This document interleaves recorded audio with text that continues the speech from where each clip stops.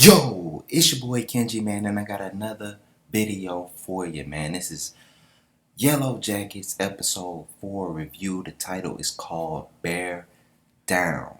Now, like I said, we're going to start off with the present first, and then we're going to go back into the past, because I don't want to be going back and forth. Now, good episode, as usual. Yellowjackets fails to disappoint, man. It's a good show. You should check it out if you haven't already checked it out. Now let's get into what happens in the present. Now we're going to talk about Shauna and her little debacle with her husband. Shauna is still seeing Adam. She's dating him. They're going out, they're dating now, I guess, sneaking around with him, telling her husband she's out at a book club, but really she's out here going out with Adam. And they get some alcohol, get drunk, they go putt golfing, and they have a bet, and then he loses it, the putt golf, and they jump off a bridge into the water. And after they do that, they go back to his car and they have sex once again. Now I'm starting to think that maybe the husband probably isn't cheating. We haven't seen him have sex with that woman. We just seen him with the woman, supposedly, allegedly, that he's cheating on his wife. So I don't want to say he's cheating. Allegedly, he might be cheating. So, yeah, that's what's going on with Shauna. Now, we go to Natalie. Natalie has called Kevin, and now they're on a date. Now, Misty is trying to, get in contact with Natalie, trying to figure out why Travis killed himself or what happened to him. We don't know if he killed himself or not. But she's trying to figure it out. So I'm assuming that she called Kevin just to figure out, what happened with Travis, because he's a cop and he could get the toxicology reports on what, if he was taking drugs, or see if he was suicidal or something like that. And they have a little moment, and they kiss, and they reminisce about their past, and they have a past. But we're gonna talk about that later on in the video as we talk about what happened in their past. Now we go to Taissa, and as we know, she's running for Senate. Now she goes to this fancy party with all these elitist people, and she's trying to get a sponsor from this certain woman. Now when she's at this party, they're drinking wine, eating lavish food. This woman, a lot of people are trying to figure out what happened to her and the people that survived that crash plane site. And the woman who she's trying to get this sponsor for is a very rich elitist person. And she asks her, trying to basically like, hey, I'll sponsor you if you tell me what happened out there. And she refuses to tell her. She curses her out. They have a little back and forth. And guess what? I'm assuming she's not going to get that sponsor anymore. And I was thinking like, man, they finally about to tell, what happened. Still ain't tell you what happened. Man, this show is a tease, bro. I want to know. I want to know. I want to know. But, yeah, man. And Misty has been following. Man, Misty crazy, y'all. You cannot trust this girl, man. She broke the plane signal thing that allows you to figure out where they are. And this girl's crazy. She's following, she followed Natalie on her date with Kevin. And we saw that not only did Misty follow her, but the journalist that's hired by Taissa is following them as well. She's there. And she tries to warn Natalie that, you're being followed. But the thing is, you're following her too, so you seem crazy. And, they never, Misty then confronts the journalist.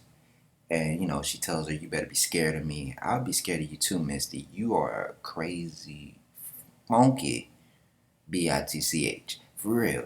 But, so that's what pretty much happens. And also, Misty calls Shauna. after she has her date with her, the Adam, and lets her know that Travis is dead. And she hangs up on Misty because she was like, didn't I tell you not to call me Misty? So apparently everybody knows Misty is crazy. We not supposed to be talking to her. Letting you know that something happened. So that's pretty much all that happened in the present that I can really, tell you about. Now we go into the past. Remember, this show goes back and forth during the episode from the past to the present to be more relevant than what I'm doing. But really, I'm just trying to keep up with you so you can understand. Now, in the past, we see they have the gun. They found the gun up in the attic where the dead body is. Now, the girl, not familiar with her name, the girl who, the rich girl who's taking pillies, she's getting a bad feeling, and she's the one that's really seeing the signs that somebody else is out there. She's having a bad feeling. She sees the carving, the sign, the little symbol carved into the tree. Now they find a plane. It is in full use, but somebody, you could tell somebody messed up the wheels where it cannot like fly off. It can start, but I'm sure it can't really just glide. Like something wrong with the wheel or something. I wasn't really it was too fast for me to see. But the girl, I'm gonna call her the rich girl on drugs. She notices that the plane has been sabotaged, and she's believed that somebody's out there, and you could tell that Taissa is noticing it as well every time she brings it up. Taissa's like, why you keep trying to think? Why you trying to make it seem like somebody else is out there? Because somebody's out there. All right, this girl is the only one really picking up on this, that there's somebody else out there. So there is a third party in this show that we're not seeing right now, and we also figured out there's not just 6 episodes. It's 4 more episodes, so 10 episodes in whole. It's going to go all the way into 2022. Now, they learn how to start using the gun. So everybody's practicing shooting the gun, trying to see who's the best. Now we find out that Travis and Natalie are the best at shooting this gun. They start to build a connection, but before they do that, you see Travis and Natalie going back and forth. Travis is being a dick. He's being a dick, making fun of her and everything. And she finds, eventually you see that she's able to use this gun just as good as he is. He has a joke that, women, all only thing women know how to do is fold clothes and cooks and be in the kitchen. It's funny. It's not meant to hurt anybody. You know what I'm saying? The feminists, calm down. So, the coach is starting to take lead, right? Even though he's disabled, has one leg. And you can see Misty is the one that's helping him, right? So there was a point, like, in the episode where Misty, like, literally, like, tripped him up because he's using a log to walk around. She tripped him up on purpose and then act like it was an accident or something. And he's starting to notice this. He's starting to see that Misty is trying to, like, keep him injured, So he's like, yo, Misty, you need to calm down. You too close to me. You tripping. Like, Misty in the past is the same girl as she is in the present. Crazy, trying to make people dependent on her. She is evil, people. She is the truly evil person of this show. Until we know who's really doing all this crazy stuff, Misty, you're the crazy one, all right? Back up off coach. So he's the assistant coach, but I call him coach. But so Travis and Natalie go out, to go hunt. Because since they're the best ones, the best shooters. Now we start to find out a little more about Natalie's past with her father and her mother. And she had an abusive father. And one day, she snuck in Kevin into the house. They in her room by themselves. They're not having sex. They're just chilling, listening to music. And the dad comes home and he assumes the worst, thinking that they're having sex, and he starts tripping out. He kicks Kevin out, tries to beat him up, and the mother was just asleep. She's just up in the other room sleeping. She's not really watching what they were doing. And it's this big thing that happens, and she tries to come in. The father beats the mother, and Natalie's just tired of this shit. So apparently this is an ongoing thing. So she grabs the shotgun and she's about to shoot her father, but the safety is on. And he takes the gun off, right? Takes the gun away from her. Shows her that you had the safety on. Now he took the safety off and he leaves out the house, right? And she says something to him, like something bad to him. And he turns around and trips on the stairs, right? Of the trailer park. They live in a trailer park. And the gun goes off and shoots him right through the head. And he's dead. So she's not the one that killed him, which I was assuming in the show. He kills himself. And she, every time she shoots the gun, she's having flashbacks. And I'm thinking like, oh, she killed her father, but he accidentally killed himself. So, man, that's crazy. And so they go out, Travis and Natalie, to go hunt some deer. But he goes back to the playing site to get a ring off his father's finger. And, Natalie helps him with that because he can't do it. He'd start throwing up when he unburies his father. And she helps him get the ring.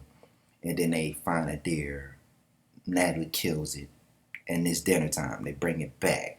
And so, he gives the ring to his brother because he's like an asshole to his brother.